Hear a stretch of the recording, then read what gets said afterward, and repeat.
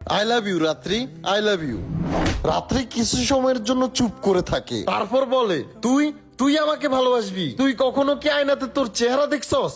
ও দেখবি কিভাবে, তোর ঘরে তো আয়নাও নেই। নদীর পাশে কিছু লোক দাঁড়িয়ে ছিল, সবাই হাসতেছিল। রকির চোখে পানি চলে আসে, সে মাথা নিচু করে কান্না করতে থাকে। তারপর সে মাথা উঠিয়ে রাত্রিকে বলে, আজ তুই আমাকে এত মানুষের সামনে এভাবে অপমান করলি রাত্রি, কিন্তু মনে রাখিস একদিন তুই ঠিকই আমার কাছে আসবি। রাত্রি কিছু না বলে হেসে ওইখান থেকে চলে যায়। রকি ঘরে একা বসে বসে এইসব কথা ভাবতেছিল আর বলতেছিল, আল্লাহ কেন গরিব বানাইলা আমারে। রকি সারা রাত চাঁদের দিকে তাকিয়েছিল আর বলতেছিল, হয় আমি নিজেকে শেষ করে ফেলবো, না হয় আমি দুনিয়াকে দেখিয়ে দিব যে ভাগ্য বদলানো যায়। পরের দিন সকালে গ্রামের কাউকে না জানিয়ে রকি শহরের দিকে চলে যায়। শহরে আসার পর তার চাকরি হয় বন্দরে, বস্তা উঠিয়ে ট্রাকে রাখা, আর প্রতিদিন 300 টাকা করে পারিশ্রমিক পাইতো সে। ওইখানের লোকজন তাকে নিয়ে মজা নিত। আরে দেখো, গ্রামের হিরো আসছে শহরে লেবারি দিতে। রকি কোনো কথাই বলতো না, শুধু পরিশ্রমই করতো সকাল থেকে রাত পর্যন্ত। আর খিদা লাগলে ময়লার ডাস্টবিন থেকে খাবার খুঁজে খাইতো। কখনো কখনো খাবার খুঁজে পাইতো, আবার কখনো পাইতো না।